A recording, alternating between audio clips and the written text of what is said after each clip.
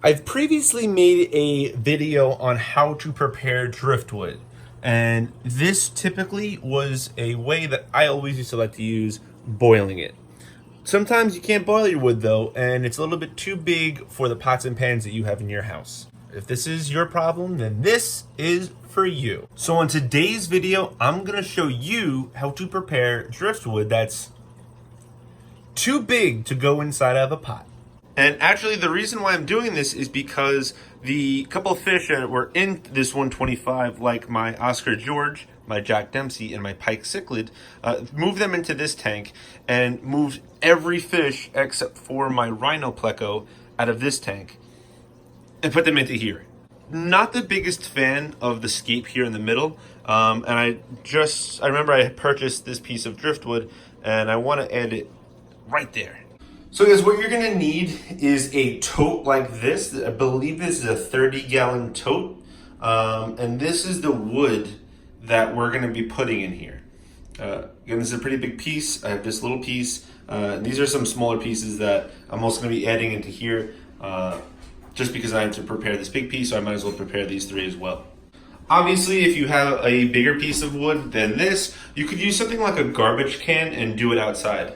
Unfortunately, it is snowing out in New York right now, so we can't go ahead and do that today.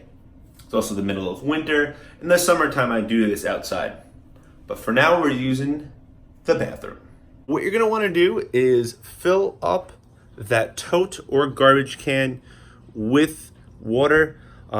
With that wood in there, let it go to the top. If you would like, you can go ahead and rinse off that wood before putting it in there. After that, you're gonna go ahead and let that wood sit. Typically, I let the wood sit in there for 1 full day. Then I'll go ahead and dump out some of the water. After dumping out some of the water, refill it back up. That water is going to turn a little bit of a brown color. Those are the tannins that are in there.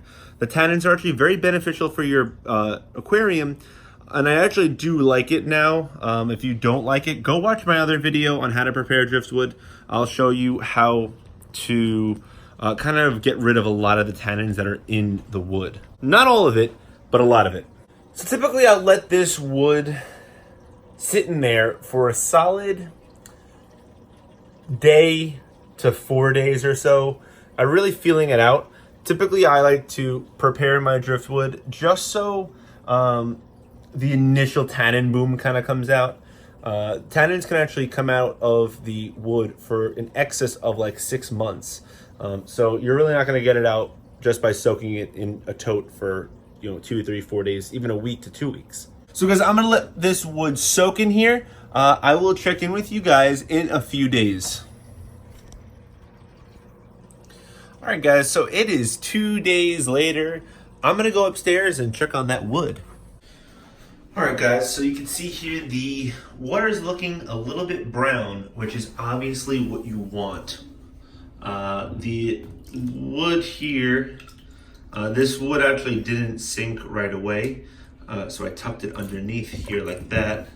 But now you can see that it sinks on its own. So I'm gonna go ahead and dump this water out, clean everything off, and bring this downstairs. So here's the wood. I realized I didn't put any water conditioner inside of the container there. So a little bit of chlorine is gonna be on this wood that was sitting in there for 2 days, so chlorine really shouldn't have been that strong.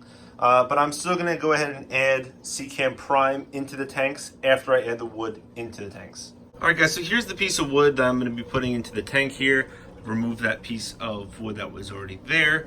And if you notice, I wanted to add this giant piece of Anubis into this, and there was a little loop here. So what I did was I used a zip tie to hold in the piece of Anubis, because this piece of wood, is as beautiful as it is, doesn't have a really good spot to jam in this Anubis, and I don't really like using the aquarium glues. So I use a zip tie to hold it in there.